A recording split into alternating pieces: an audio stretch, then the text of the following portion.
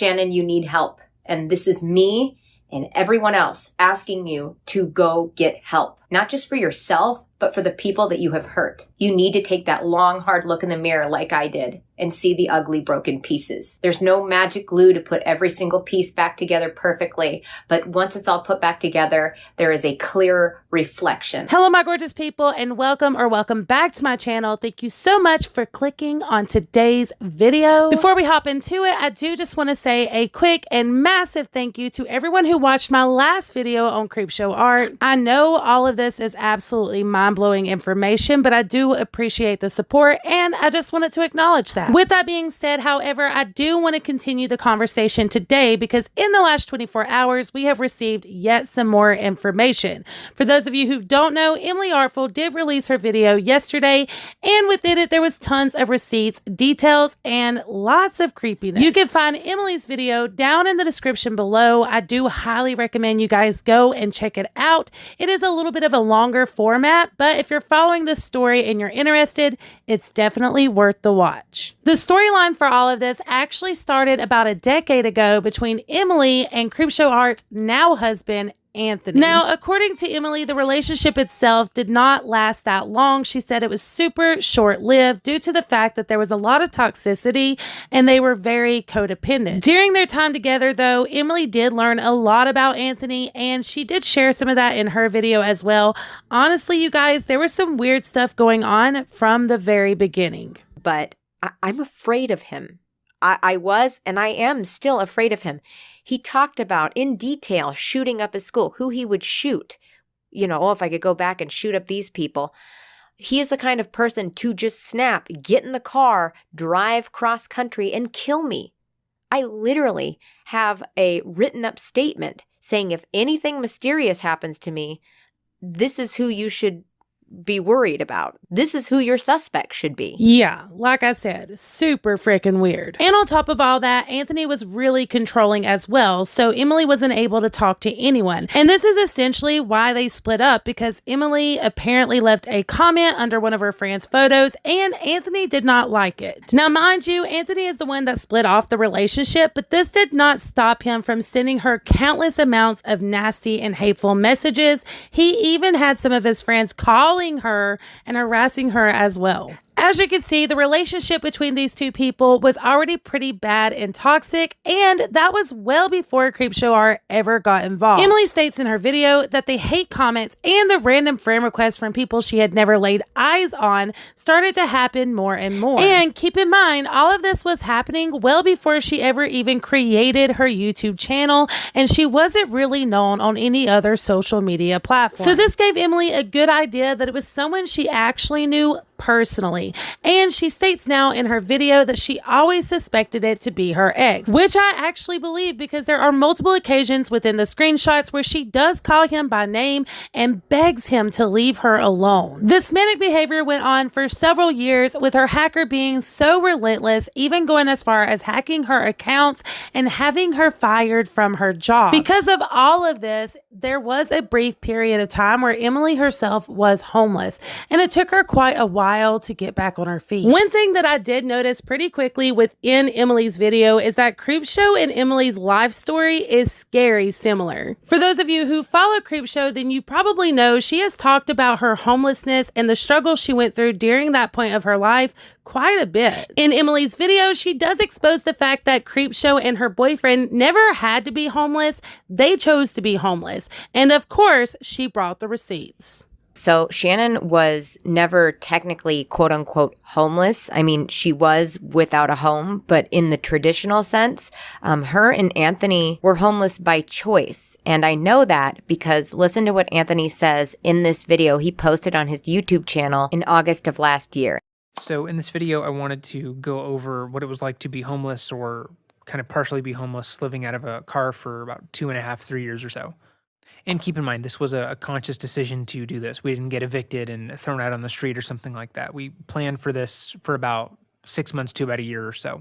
I'm sorry, but this is a huge slap in the face to people who are actually homeless and didn't have a choice in the situation. It really upsets me that she has capitalized off of this and made all of these story times saying how she was homeless and how hard it was, when it was a decision and a choice that they made together and planned for. Moving on, there was a specific situation that had happened where Anthony came over to Emily's home while she was intoxicated and not in her right state of mind.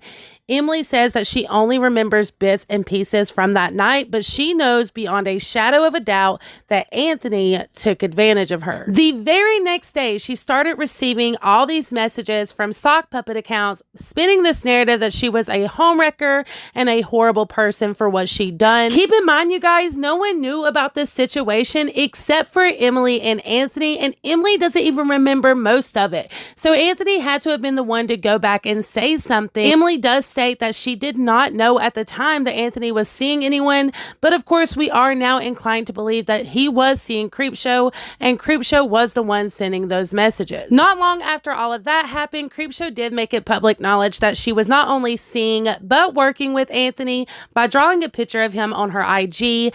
I believe she did this on purpose for Emily to see, hey, that's my man, you need to leave him alone. At this point, Emily had been putting in a lot of effort on her YouTube channel and putting out creative artwork. And then, wouldn't you know it, CreepShow Art comes forward and starts her own YouTube channel doing the exact same thing. What a coincidence. It got to the point that CreepShow was actually just blatantly copying Emily's content ideas, and when this got brought to Emily's attention, she did respectfully ask CreepShow to change her style up a bit, which in return CreepShow denied the claims and didn't change anything, nor did she give Emily the credit she deserved. And I just have to clarify here, you guys, while all of this was going on, she was still dealing with the constant hate online, along with her stalkers trying to blackmail her and threatening her and her children's lives. After dealing with this for almost a decade, she did finally hire a PI, and allegedly they were able to trace back the IP address to the same location as, you guessed it, CreepShow Art and her husband. Emily made the decision to confront CreepShow about this, and it literally makes my stomach turn to see the manipulation that CreepShow uses in these text messages between her and Emily. Not only is it extremely disgusting, but it's mind-blowing that someone can actually be this horrible. I'm not going to be showing every single receipt because there is a lot, you guys, but I am going to go through the ones that I felt was most relevant to this subject. I do once again recommend that you guys go check out Emily's video for more context. The conversation starts off with Emily saying, "Are you the one that's been stalking me, or is it Anthony? We can be candid now because I know it's one of you. Those fake accounts you've been making have led me straight to their location. I suspected it was Anthony at first when he went on a spree on his main account on Twitter, trying to convince my followers that I had bought my subscribers and viewers. Over time, in order to protect myself and my family, I decided to get smarter. So I really just don't know if it's you or him. Either way, I've been giving all of this information to the police, including the more accurate IP from that Lily Singh account, which, by the way, was yet another sock puppet account that was harassing her online. All I ask is to be left alone by you and your boyfriend. It's been 8 years. Shannon responds with a, literally neither, dude. And Emily states, then why did your boyfriend go off on me randomly for buying subs and views, like from his actual account? This happened almost a year ago. CreepShow responds saying, look, honestly, I'm sorry for what you've gone through. I don't know you all that well, but accusing us of doing shit that we didn't do is not cool.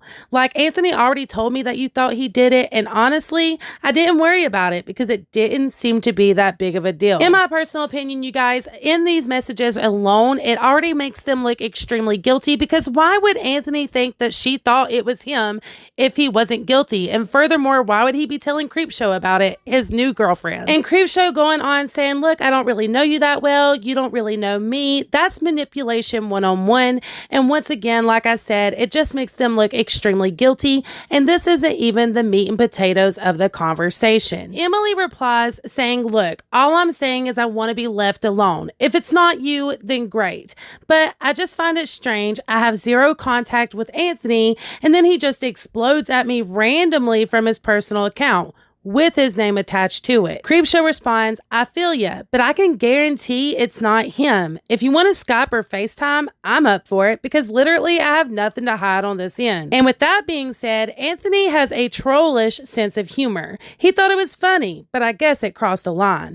Yeah, you think? Emily responds back saying, I'm going to be filing a restraining order. I have too much evidence to believe otherwise. I will not be pressing any charges because, like I said, I don't want to hurt or ruin anyone's lives. I'm just a little afraid now that I'm a mother.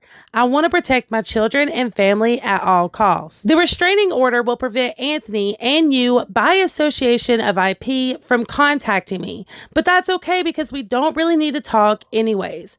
So if it's not you, you have nothing to worry about because the PI will locate the address with the new IP. And if it's not you guys, then the hunt will continue. And the texts go on with CreepShow not only acting like she understands, but also using her own stalker experience to relate to Emily. And what's really weird is in the messages to Emily, CreepShow says that she had been stalked for 12 whole years. Okay, that's fine. So then why is it that on her YouTube channel, her stalker video says that she had been stalked for 8 years? That's a big difference, and I'm sorry, that's a little fishy. Another thing that I found oddly weird was she willingly gave Emily her P.O. box address for the PI just in case they needed it, then turned right around and said, oh wait, one of Anthony's personal friends is attached to that P.O. box, and there is a good possibility he could have been the one that was stalking you for literally 8+ years, you guys. She had an excuse for every single little thing, plumbed down to how the IP addresses matched up with their specific location. If all of this isn't enough to prove just how manipulating her and her husband truly is, then I don't know what else to say. In my opinion, at this point, there's literally no denying that CreepShow Art had something to do with all of this. Honestly, at this point, there is no running away from this, and it's definitely not going to go away. So the best thing that she and her husband can do is get help and be honest with their fans. I want to hear what you guys have to say. Do you believe that this was a group effort and that they conspired on all of this together? Or do you still believe that CreepShow Art is innocent? Let me know all your thoughts in the comments down below. Also, if you like this video and you want more content like this, please consider hitting the like button, subscribing before you go, and tapping the bell for post notifications. That way you're notified every single time I upload. I appreciate you guys too. The moon and stars. And until the next time, mwah, bye.